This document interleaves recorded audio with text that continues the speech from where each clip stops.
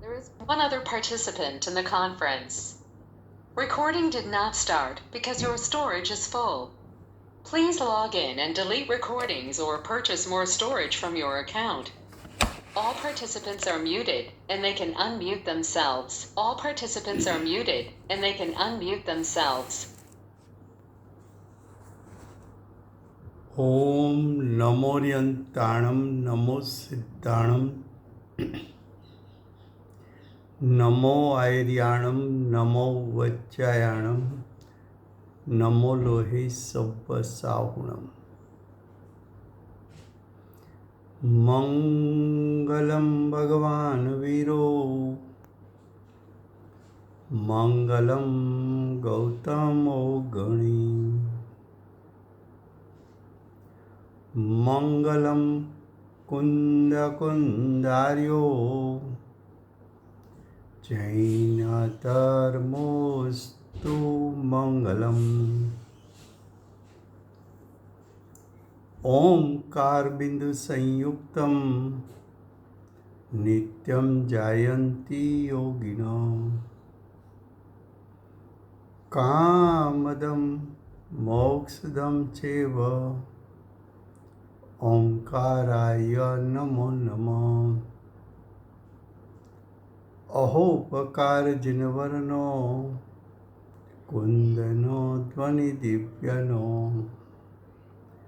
Gene कुंद ध्वनि आप्या अहो आ गुरु कहनो तुझ ज्ञान ध्यानो रंग अमया दर्श रहो हो शिव पद तक तुझ संग माता हाथ ग्रहो।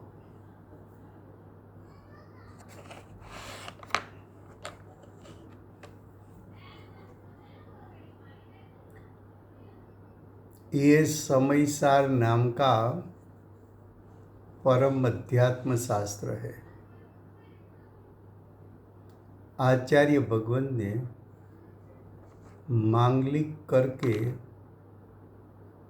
समयसार को मैं कहूँगा ऐसी मूल प्रतिज्ञा की है।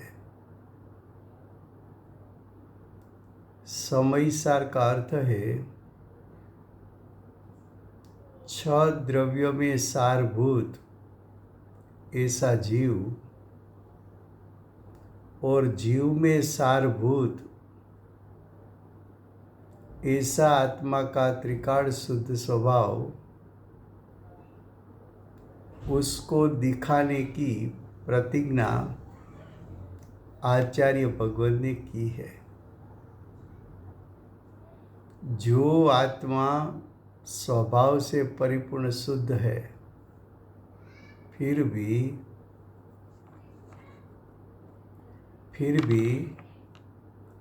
अज्ञान के कारण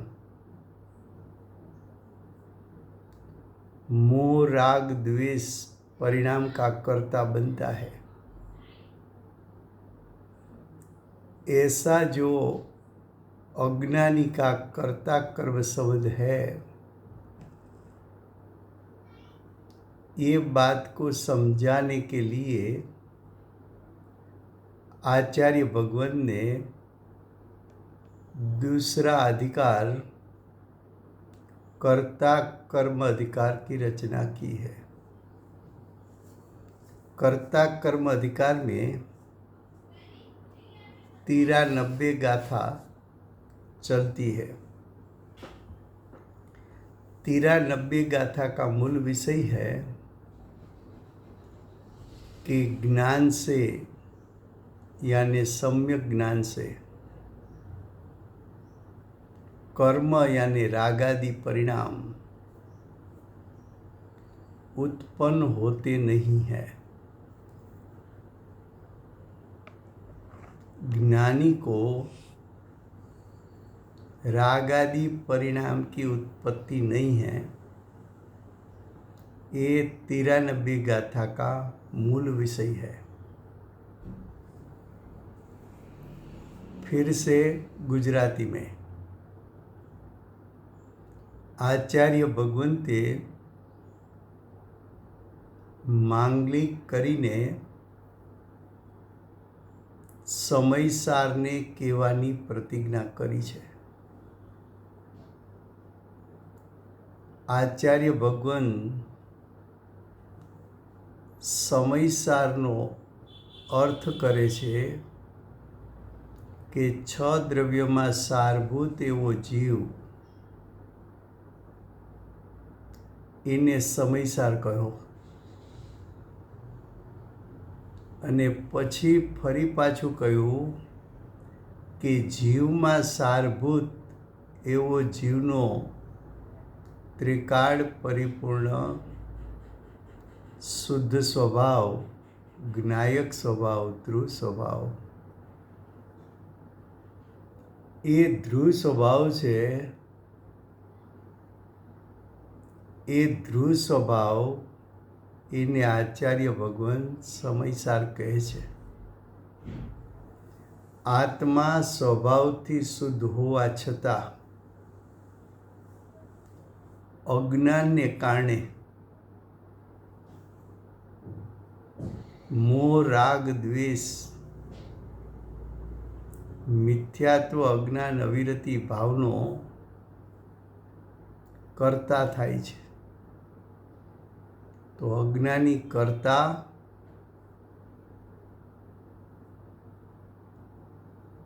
મિથ્યાત્વ, અજ્ઞાન, અવિરતિ ભાવ એનું કર્મ, અથવા મોહ, રાગ, દ્વેષ એનું કર્મ, એવી કર્તા કર્મ પ્રવૃત્તિ અજ્ઞાનીને હોય છે. એવું કર્તા કર્મનું સ્વરૂપ બતાવવા માટે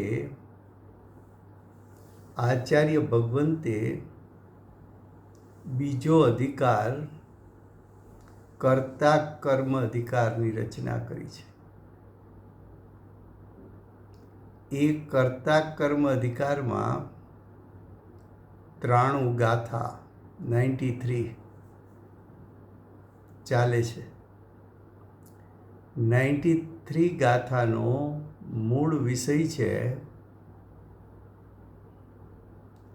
કે જ્ઞાનથી, એટલે કે સમ્યક જ્ઞાનથી કર્મ કહેતા મોહ, રાગ, દ્વેષ અથવા મિથ્યાત્વ, અજ્ઞાન, અવિરતિ એ ભાવો ઉત્પન્ન થતા નથી. એમ 93 ગાથામાં આચાર્ય ભગવંત સિદ્ધ કરવા માગે છે. 93 गाथा में हम आए हैं भावार्थ पर. पेज 169 भावार्थ लास्ट लाइन है. देखो, जब आत्मा राग द्वेष, राग कहता पर में हित बुद्धि, द्वेष कहता पर में अहित बुद्धि, सुख दुख यानी इंद्रिय सुख दुख 5 इंद्रिय के विषय में जुड़ने से, 5 इंद्रिय के विषयों में राग रूप प्रवृत्ति करने से इंद्रिय सुख या तो दुख, द्वेष करे तो दुख उत्पन्न होता है. राग द्वेष भी पर का लक्ष्य होता है. इंद्रिय सुख दुख भी पर के लक्ष्य होता है. तो यहाँ कहा कि जब आत्मा राग द्वेष सुख दुख आदि अवस्था को ज्ञान से उसका अर्थ ज्ञायक स्वभाव से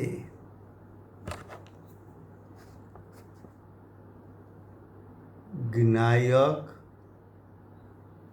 स्वभाव से भिन्न जाने. क्या कहा?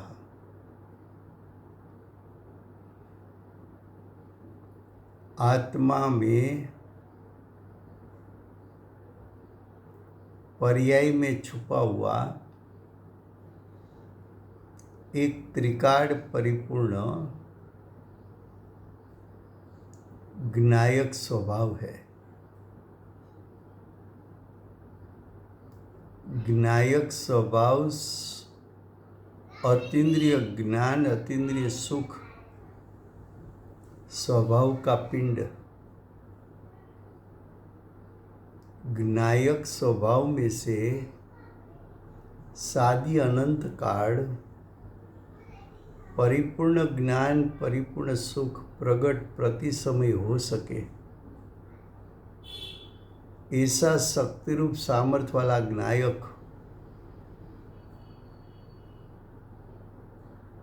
वो ज्ञायक एक समय का राग द्वेष या एक समय का इंद्रिय सुख दुख, वो अवस्था उससे ज्ञायक भिन्न है। उसको भिन्न क्यों कहा? तो कि जब जीव को अर्यंत सिद्ध पद प्रगटता है तो उसकी आत्मा की सत्ता में राग द्वेष नाश हो गया है। राग द्वेष आत्मा की सत्ता से भिन्न हो गया है। जो नाश हो जाए वो ज्ञायक का आत्मा का स्वरूप नहीं। जो आत्मा स्वभाव से भिन्न हो जाए वो आत्मा का स्वरूप नहीं। जो आत्मा में से निकल जाए वो आत्मा का स्वरूप नहीं। जो पर के संयोग से उत्पन्न हुए वो आत्मा का स्वरूप नहीं। राग द्वेष कर्म के उदय के संयोग में उत्पन्न हुआ, इसलिए संयोगी भाव है। तो संयोग का जन्म भी होता है, संयोग का नाश भी होता है। तो जो संयोग स्वरूप जन्म ले और जिसका नाश हो सके, उसको आत्मा का स्वरूप नहीं बताना है। क्या कहा? फिर से गुजराती में भावार्थ। જ્યારે આત્મા રાગ દ્વેષ સુખ દુઃખ આદि અવસ્થાને જ્ઞાનથી ભિન્ન જાણે,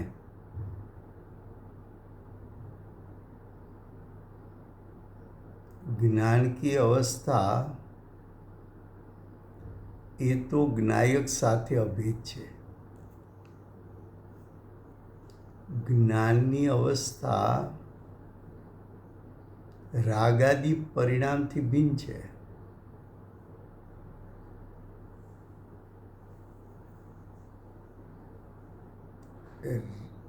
જ્ઞાનની અવસ્થા જ્ઞાયકમાંથી ઉત્પન્ન થઈ। રાગાદિની અવસ્થા કર્મના ઉદયના અવલંબને ઉત્પન્ન થઈ। એ કર્મનો ઉદય એ પરદ્રવ્ય,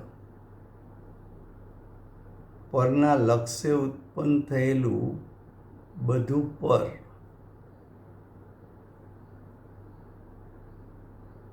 કર્મનો ઉદય સંયોગ છે।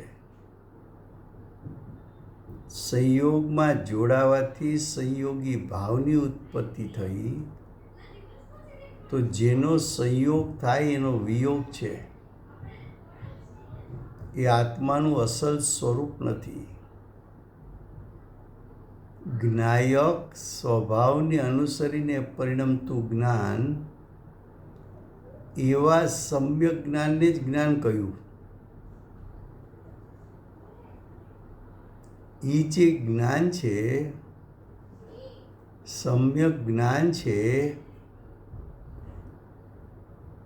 એ એમ જાણે છે કે જ્ઞાયક સ્વભાવથી રાગ દ્વેષ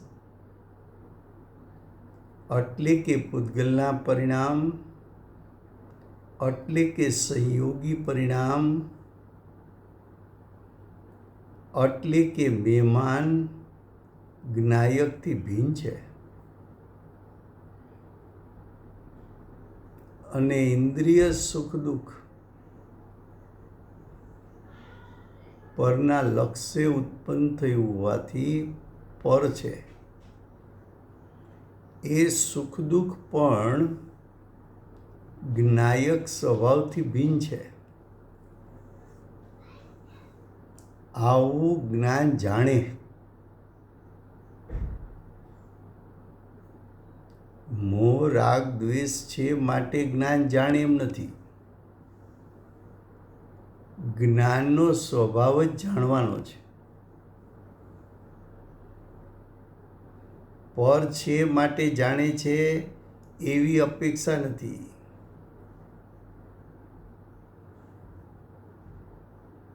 પર છે માટે જાણવું પડે છે એવી અપેક્ષા નથી.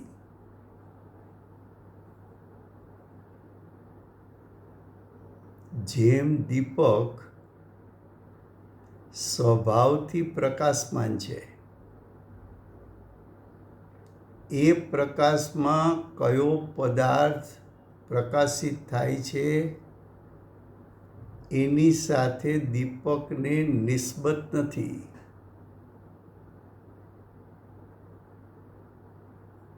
એ તો સ્વપર પ્રકાશક દીપકનું સ્વરૂપ છે.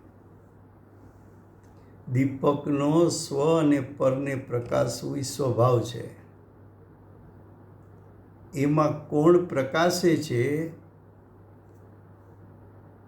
એ દીપક માટે મહત્વનું નથી. એમ જ્ઞાન સ્વપર પ્રકાશક છે. રાગ છે માટે જાણે છે એમ નથી. સ્વપરપણે પ્રકાશવું એ તો જ્ઞાયકનો સ્વભાવ છે. અને સ્વભાવ રૂપે પરિણમવું એ પણ જ્ઞાનનો સ્વભાવ છે.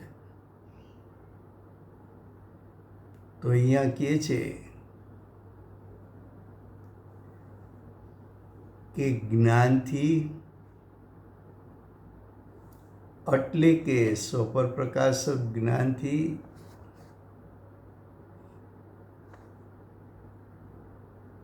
એ સ્વપર પ્રકાશક જ્ઞાન આવ્યું છે જ્ઞાયકમાંથી.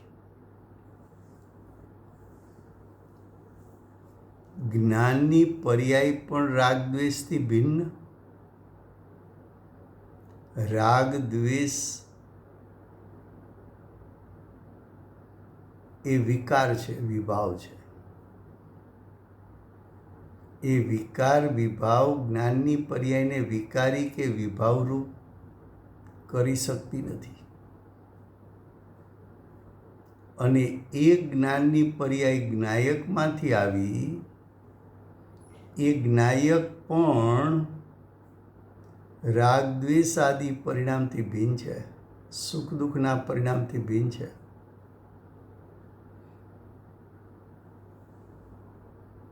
જ્ઞાન સ્વભાવ અને વિભાવ એના ભેદને, એના તફાવતને, એ બંને વચ્ચેના અંતરને યથાર્થપણે જાણે છે. તો કે છે જ્ઞાનથી ભિન્ન જાણે છે, અર્થાત जिस प्रकार शीत उष्णपना पुद्गल की अवस्था है। क्या कहा? शीत उष्ण पुद्गल का स्पर्श गुण की पर्याय। जैसी तरह शीत उष्ण पुद्गल की अवस्था, उसी प्रकार राग द्वेष आदि अनंत प्रकार के विकारी भाव भी पुद्गल की अवस्था है।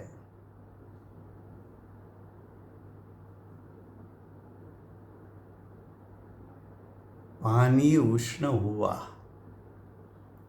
अग्नि के संग में, तो वो उष्ण अवस्था अग्नि की है, ऐसा कहा। नैमित्तिक परिणाम देखकर निमित्त का ज्ञान कराया कि पानी उष्ण है, उसको अग्नि की अवस्था क्यों बताई? तो कि अग्नि उसमें निमित्त है और पानी की उष्णता नैमित्तिक अवस्था है। वैसा यहाँ कर्म का उदय निमित्त है, उसमें जुड़ने से राग द्वेष आदि उत्पन्न हुआ, इसलिए राग द्वेष को पुद्गल का परिणाम बताया। तो राग द्वेष पुद्गल के साथ अभेद है। ज्ञान की अवस्था ज्ञायक के साथ अभेद है, इसलिए ज्ञान और ज्ञायक राग द्वेष और पुद्गल से भिन्न है।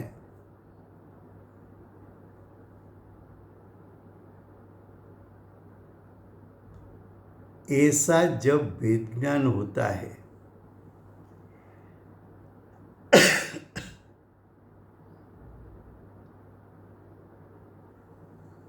हमें मोह राग द्वेष पुद्गल की अवस्था नहीं लगती।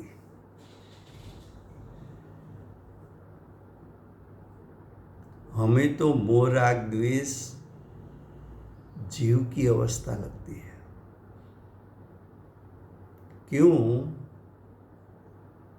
कि हमारे अभिप्राय में ऐसा नहीं है कि मोह राग द्वेष छोड़ने जैसा है। मोह राग द्वेष छूट सकता है। मोह राग द्वेष पर के लक्ष्य होता है।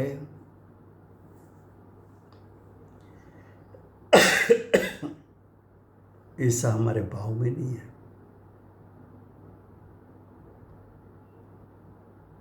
तो देखो क्या कहा, ज्ञान से ज्ञायक से राग आदि सुख दुख आदि भिन्न अवस्था है।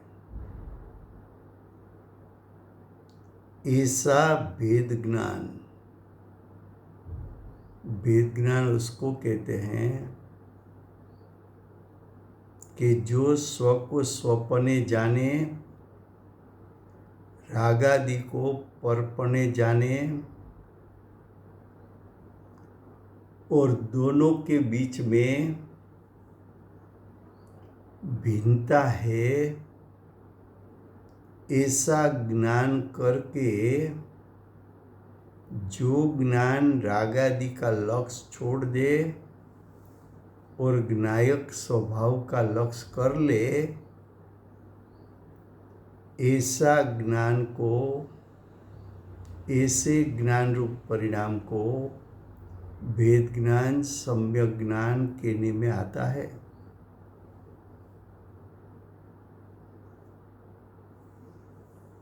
क्या कहा फिर से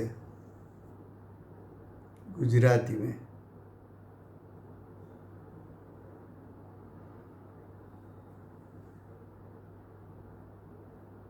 જ્ઞાન સ્વને સ્વપણે જાણે, પરને પરપણે જાણે, એ જ્ઞાન સમ્યક જ્ઞાન છે.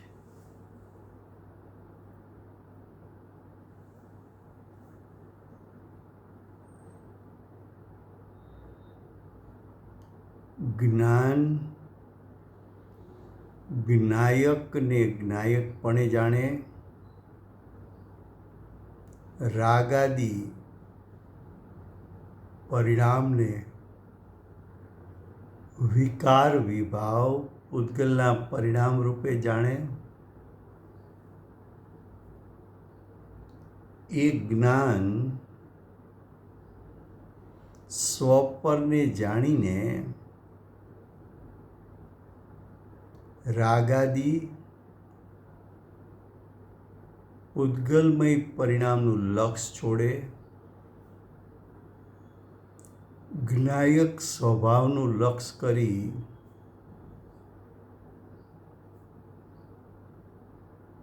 જ્ઞાયકનું જેવું સ્વરૂપ છે એવું સ્વરૂપ જાણી એ જ્ઞાન ઉપયોગ જ્ઞાયકમાં તન્મય થઈ જાય તો એને ભેદ જ્ઞાન કહેવામાં આવે છે. તો કે ભેદ જ્ઞાન થાય ત્યારે પોતાને જ્ઞાતા જાણે. क्या कहा? जब भेद ज्ञान हुआ तब मैं जानन स्वभावी हूँ, मैं ज्ञाता हूँ, मैं तीनों काल ज्ञाता हूँ.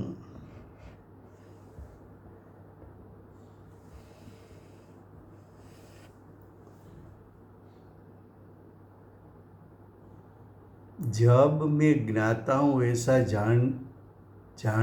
जानन क्रिया होती है तब राग आदि की उत्पत्ति होती नहीं. तब राग आदि का कर्ता आत्मा होता नहीं. तब आत्मा सिर्फ ज्ञाता है, सिर्फ स्वयं के स्वरूप को जानने वाला है.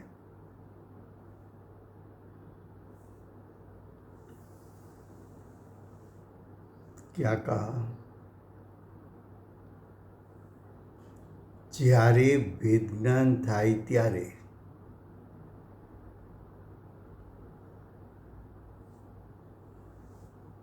પોતાની એટલે જ્ઞાયક સ્વભાવને જાણનારો, જ્ઞાતા એટલે જાણનારો જાણે, જાણનારો પોતાના જ્ઞાયકને જાણે અને રાગાદીને પૂતગલપણે જાણે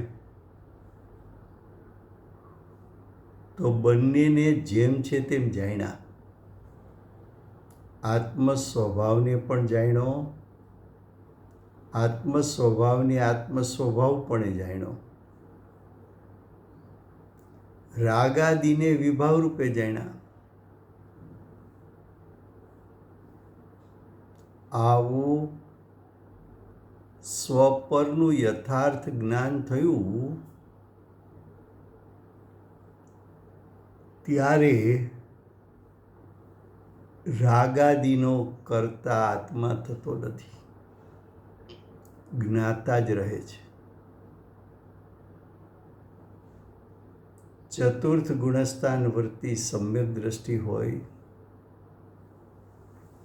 પંચમ ગુણસ્થાન વર્તી શ્રાવક શ્રાવિકા કે અર્ચિકા હોય, કે છઠ્ઠે સાતમે ગુણસ્થાને ઝૂલતા મુનિઓ હોય,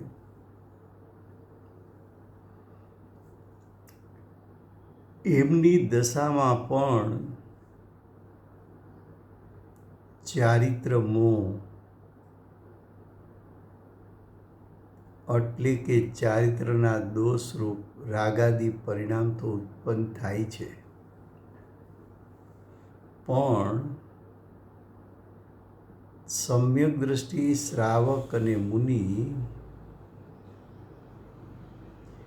એ રાગાદી મારું સ્વરૂપ નથી એવો અભિપ્રાય વર્તતો હોવાથી, એવું જ્ઞાન વર્તતું હોવાથી જ્ઞાની એવા રાગાદી પરિણામના કર્તા બનતા નથી.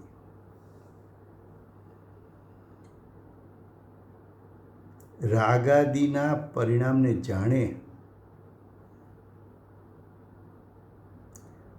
જાણીને પ્રતિ સમય હેય કરીને પ્રતિ સમય રાગાદિને હીન કરતા જાય છે, શુદ્ધતા વધારતા જાય છે. જ્ઞાનીની દશામાં રાગાદિ પરિણામ મારી જ્ઞાનની પર્યાયથી ભિન્ન છે, જ્ઞાયકથી ભિન્ન છે, એવું શ્રદ્ધાન અને જ્ઞાન જ્ઞાનીને વર્તે છે. રાગાદિની ઉત્પત્તિ થવામાં જ્ઞાનીને હોશ નથી, ઉલ્લાસ નથી. જો ઉલ્લાસ હોય તો જ્ઞાનીની દશામાં રાગાદિ વધતા જોવા મળે, પણ જ્ઞાનીની દશામાં તો રાગાદિ પ્રતિ સમય ઘટતો જાય છે. જ્ઞાનીને રાગાદિ પરિણામ કરવા જેવા લાગતા નથી, દુઃખદાયક લાગે છે. પંચમ ગુણસ્થાન કે છઠ્ઠે સાતમે ઝૂલનારા મુનિરાજને સવિકલ દશામાં 5 મહાવ્રતનો શુભભાવ આવે, શાસ્ત્ર રચનાનો શુભભાવ આવે, તીર્થંકર આદિની સ્તુતિ બનાવવાનો શુભરાગ આવે. એ શુભરાગ આવ્યો પણ કરવા જેવો ન લાગ્યો. રાગાદિ પરિણામ આવ્યા પણ એ મારું સ્વરૂપ છે એમ જ્ઞાની જાણતા નથી. આ રાગાદિ આશ્રવ તત્વ છે, એ મારા જીવ તત્વથી ભિન્ન તત્વ છે એવું જ્ઞાની જાણે છે. માત્ર જાણે છે તો કે ત્યાગતા પણ જાય છે. તો આ ગાથા થઈ 93. હવે ગાથા 94.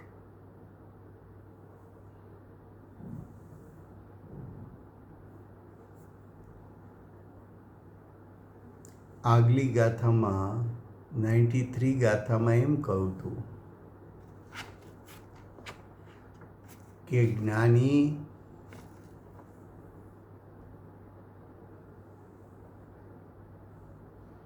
રાગાદિને કરતા નથી. જ્ઞાનીને રાગાદિ કર્મો ઉત્પન્ન થતું નથી. એટલી વાત સિદ્ધ કર્યા પછી હવે 94 ગાથામાં કહે છે કે અજ્ઞાનથી કર્મ કઈ રીતે ઉત્પન્ન થાય છે.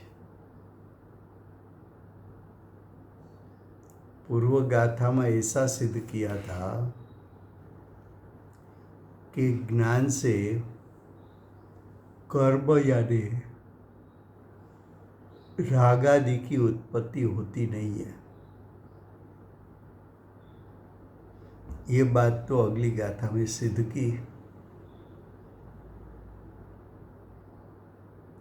ये सिद्ध करने के बाद अब शिष्य ने प्रश्न किया कि अज्ञान से कर्म, यहाँ कर्म का अर्थ है मिथ्यात्व, अज्ञान, अविरति यानी विकारी परिणाम। तो अज्ञान से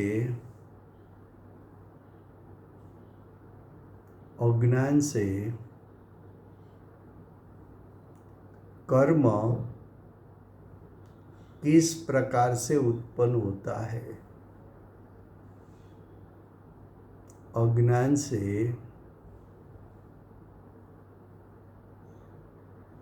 चैतन्य का विकार कैसे उत्पन्न होता है?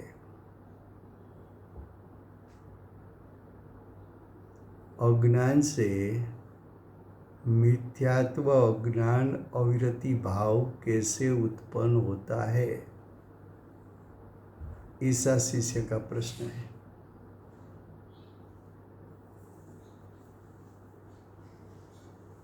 अब उसका उत्तर गाथा 94, गाथा 94, ગાથા 94 એમનું હરિગીત। હું ક્રોધ એમ વિકલ્પ એ उपयोग ત્રણવિધ આચરે, ત્યાં જીવ એ उपयोग રૂપ જીવ ભાવનો કરતા બને। गाथार्थ। 3 प्रकार का ये उपयोग,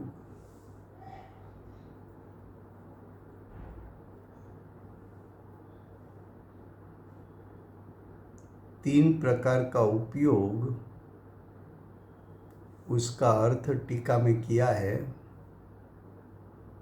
कि उपयोग मिथ्या दर्शन रूप होवे, अज्ञान रूप होवे और अविरति रूप होवे। ये 3 प्रकार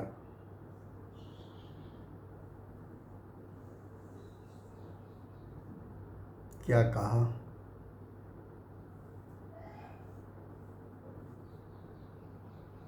उपयोग, आत्मा का उपयोग, आत्मा की एकाग्रता, पर में हूँपना, वो मिथ्यात्व, स्व पर का भेद नहीं करना, वो अज्ञान, और पर पदार्थ में हितपना, वो अविरति।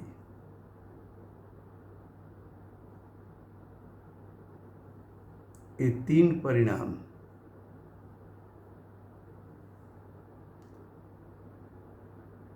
तो 3 प्रकार का ये उपयोग मैं क्रोध हूँ। उसको लगता है कि मैं क्रोधी हो गया, मुझे क्रोध करने की आवश्यकता नहीं थी, फिर भी क्रोध किया। क्रोध हो जाने के बाद जीव सरल हो तो ऐसा बोलता है कि मुझे संयम रखना चाहिए, लेकिन मैं क्रोधी हो गया। तो क्रोध उसको आत्मा का स्वरूप लगता है, ज्ञायक क्रोधी हो गया, ज्ञायक क्रोधमय हो गया, ये अभिप्राय मिथ्यात्व है। क्रोध और ज्ञायक स्वभाव को एक में जानना वो अज्ञान है।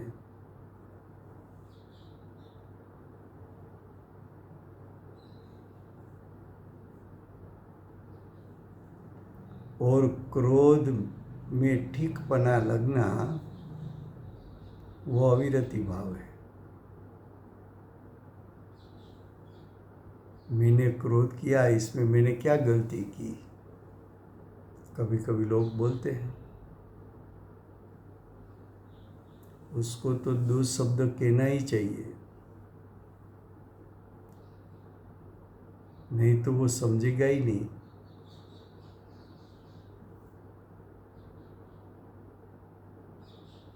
तो क्रोध तो करने जैसा लगा। जो विकार है, विभाव है, जो चैतन्य का विकार है,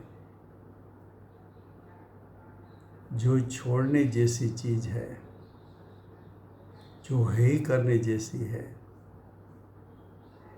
जो त्याग करने जैसी चीज है, जो दुखदायक परिणाम है, वो भी उसको करने जैसा लगे। क्रोध किया तब आकुलता का वेदन किया, फिर भी क्रोध उसको करने जैसा लगता है।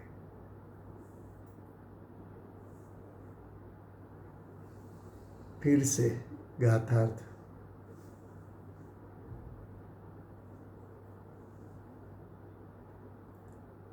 ત્રણ પ્રકારનો આ ઉપયોગ, 3 પ્રકાર એટલે મિથ્યા દર્શન, અજ્ઞાન અને અવિરતિ.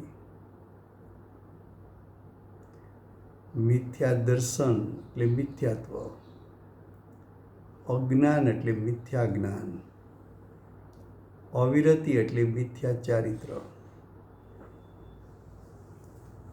મિથ્યા દર્શન એટલે વિકાર વિભાવમાં હું પણ કરવું. અજ્ઞાન એટલે વિભાવ વિકાર જ્ઞાનની પર્યાય અને જ્ઞાયકથી ભિન્ન છે એવું યથાર્થ જ્ઞાન ન કરવું એ અજ્ઞાન છે.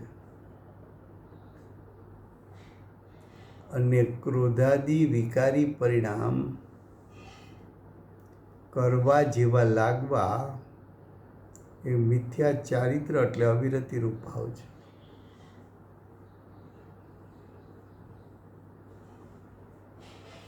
શું કે છે?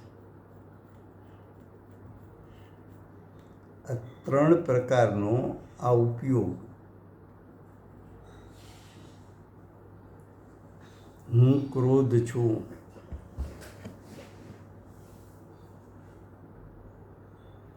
એવો પોતાનો વિકલ્પ કરે છે, એવો પોતાનો રાગ કરે છે. એક સમયનો ક્રોધ એને તો એમ લાગે કે આખો આત્મા ક્રોધમય થઈ ગયો.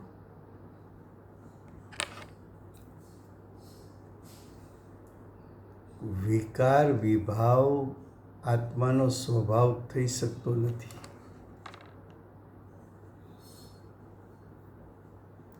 તારી વર્તમાન સમયની એક સમયની જ્ઞાનની પર્યાય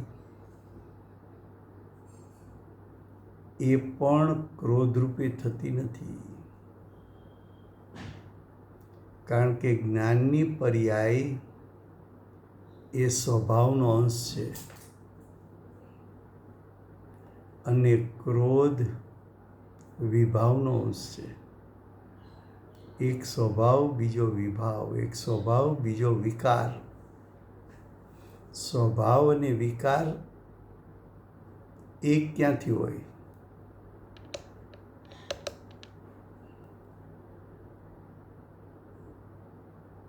ત્રણ પ્રકારનો આ ઉપયોગ હું ક્રોધ છું એવો પોતાનો વિકલ્પ કરે છે.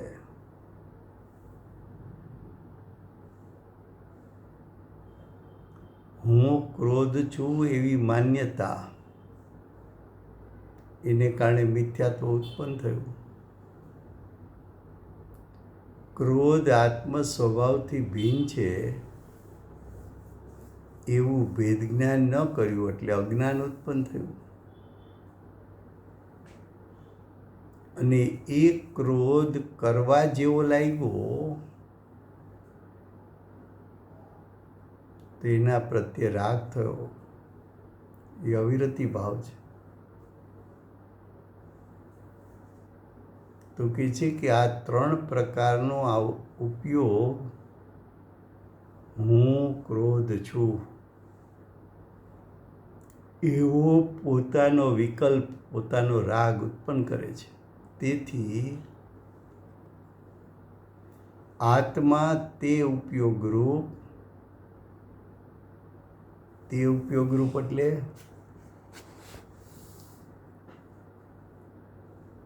ત્રણ પ્રકારના ઉપયોગરૂપ.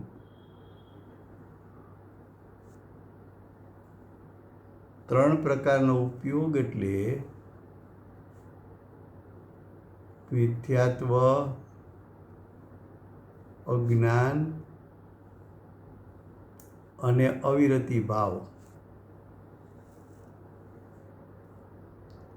તો કે છે એ ત્રણ ઉપયોગરૂપ પોતાના ભાવનો કર્તા થાય છે. પોતાના ભાવનો એટલે અજ્ઞાનીના ભાવનો. એનો કર્તા કોણ થયો? અજ્ઞાની.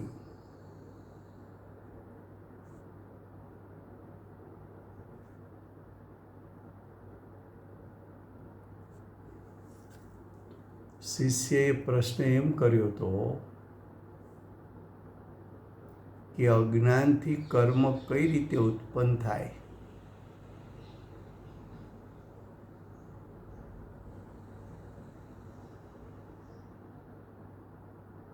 તો કે આ જ્ઞાયક સ્વભાવ છે, આ ક્રોધ છે, એવું ભેદરૂપ શ્રદ્ધા ન કર્યું, એવું ભેદરૂપ જ્ઞાન ન કર્યું,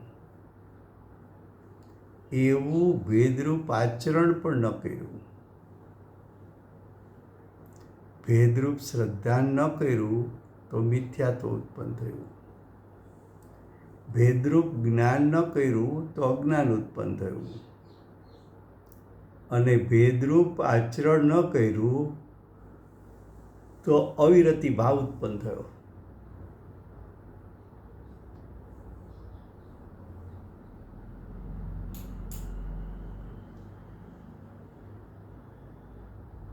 શું કહે છે? क्या कहा?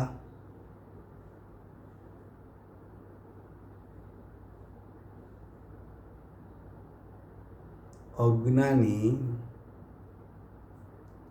मिथ्यात्व, अज्ञान, अविरति भाव का कर्ता क्यों है? वो अज्ञान के कारण क्यों उत्पन्न होता है? तो कि अज्ञान क्या है? तो कि ये ज्ञायक और ये क्रोध दोनों की भिन्नता का ज्ञान नहीं करना, वो अज्ञान है. दोनों की भिन्नता का श्रद्धा नहीं करना, वो मिथ्या दर्शन है. उन दोनों की भिन्नता रूप पर आचरण नहीं करना, वो मिथ्या चारित्र है.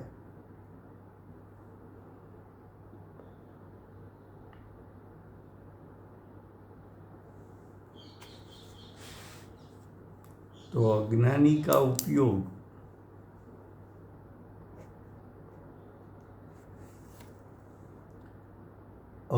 का उपयोग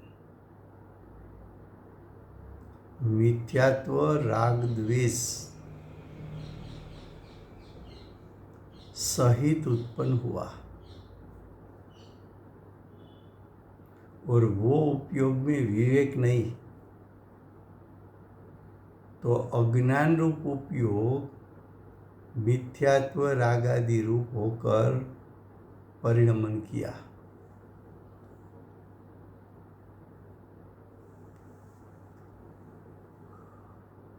तीनों प्रवृत्ति एक साथ खड़ी होती है।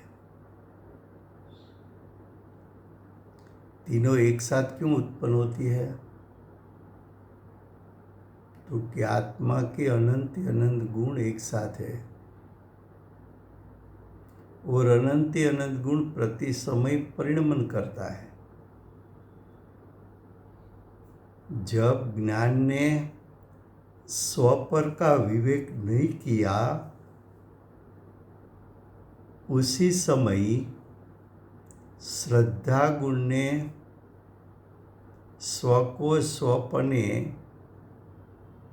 और पर को परपने श्रद्धा में नहीं लिया, और उसी समय चारित्र गुण ने विपरीत आचरण किया। तो तीनों एक साथ, उपयोग एक साथ, मिथ्यात्व अज्ञान अविरति रूप हो गया।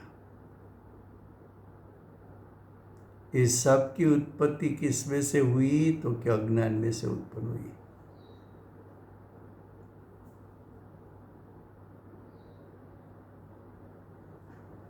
अब देखो टीका। ये अज्ञान में से उत्पन्न हुई, इसलिए क्या कहा कि स्वयं के भाव का कर्ता होता है।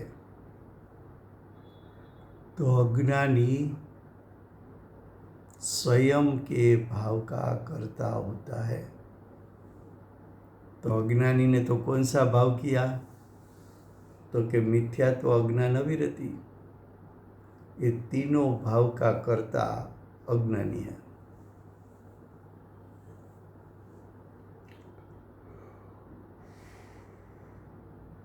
टीका। वास्तव में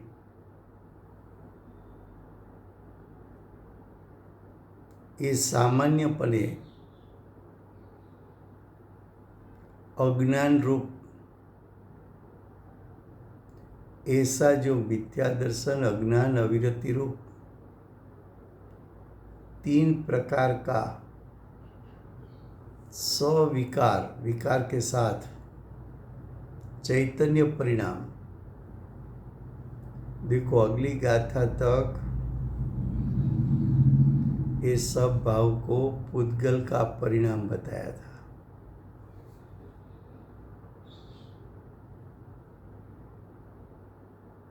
अब बताना है कि कर्म के उदय में जुड़ने से ऐसे परिणाम उत्पन्न हुए कि जीव ने स्वतंत्रपणे उत्पन्न किया।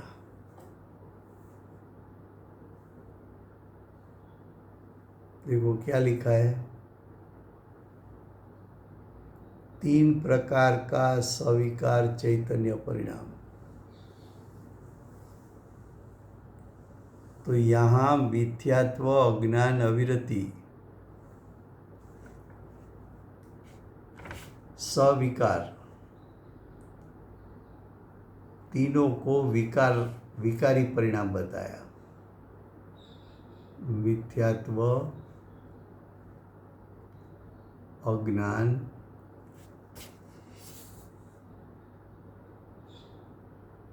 अविरति,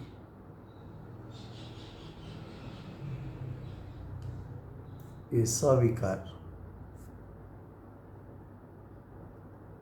चैतन्य परिणाम।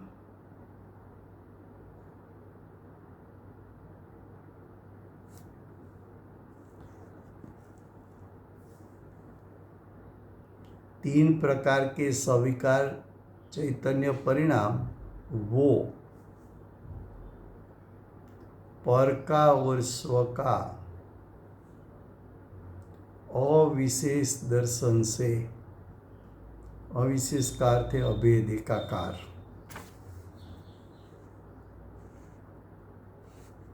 अज्ञानी ने क्या किया?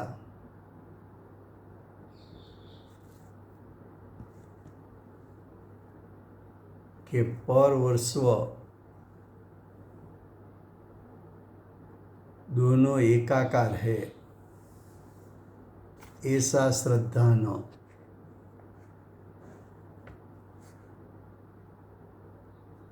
दर्शन से, उसका अर्थ क्या? श्रद्धान से। तो अज्ञानी ने स्व का स्वरूप और पर का स्वरूप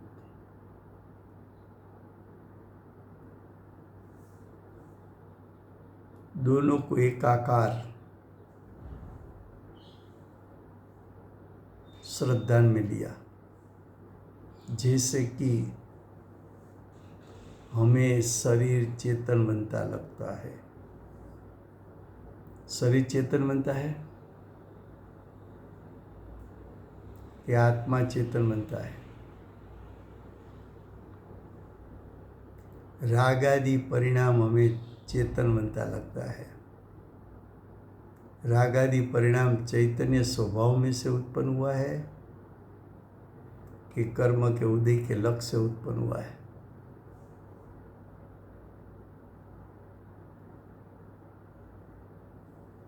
क्या कहा?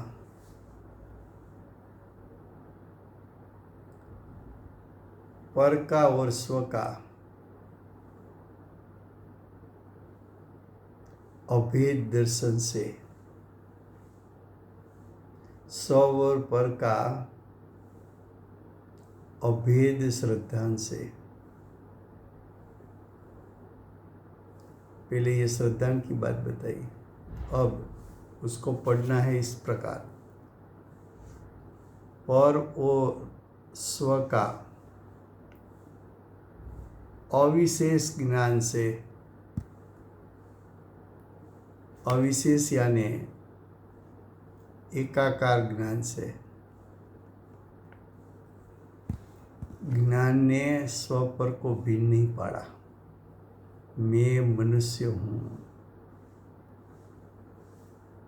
जीव शरीर को एक में करके अज्ञान खड़ा किया और अविशेष रति से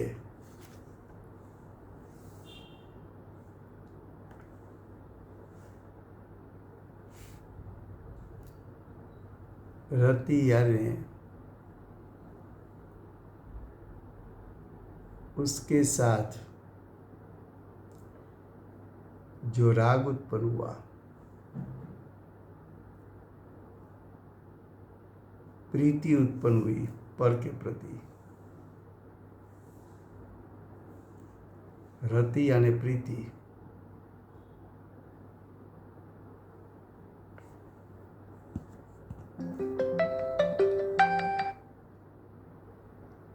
तो स्व पर के प्रति प्रीति उत्पन्न हुई।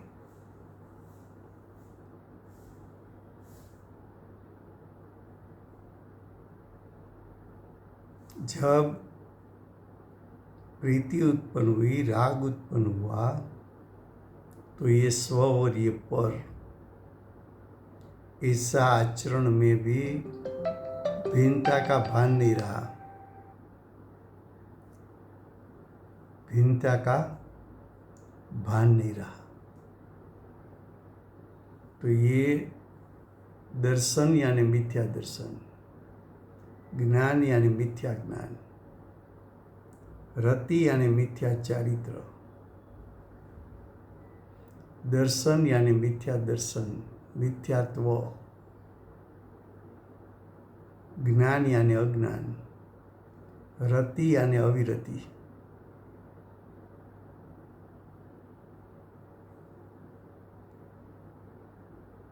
सब विपरीत, श्रद्धा विपरीत, ज्ञान विपरीत और आचरण विपरीत,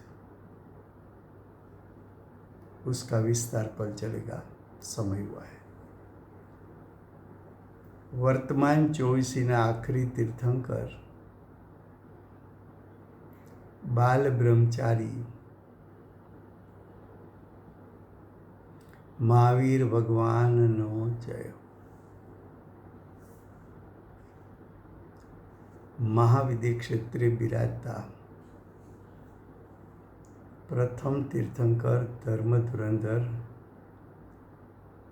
અનંત ચતુષ્ટયના ધારક દિવ્ય ધુરીના દાતાર શાસન ઉપકારી શ્રી સિમંદર ભગવાનનો જય।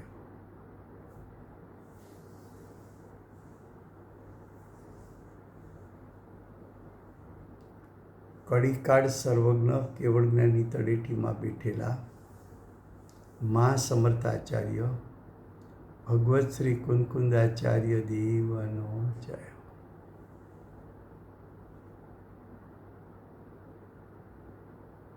વર્તમાન કાળે કર્તા કર્મનું સ્વરૂપ સમજાવનાર તીર્થના નાયક, તીર્થના સ્થાપક, તીર્થના પ્રવર્તક પરમ કૃપાળુ શ્રી સદગુરુદેવનો જય।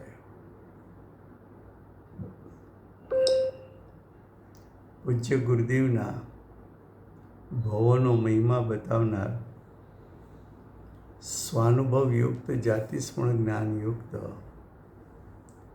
પ્રસમમૂર્તિ ભગવતી માતનો જય। સમ્યક દર્શનની પ્રાપ્તિમાં નિમિત્તરૂપ સર્વજીનવાણી માતનો જય હો।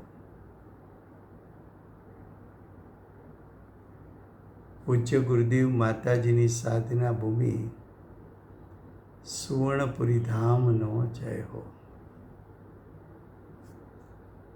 સુવર્ણપુરી ધામમાં બિરાજતા સર્વે દેવશાસ્ત્ર ગુરુ ભગવંતનો જય હો।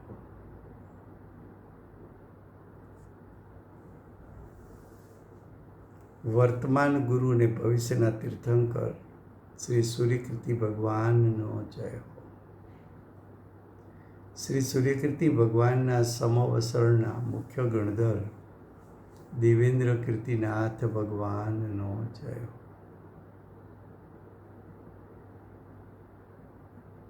પરમ વિતરાગ દિગંબર જૈન ધર્મનો જય હો।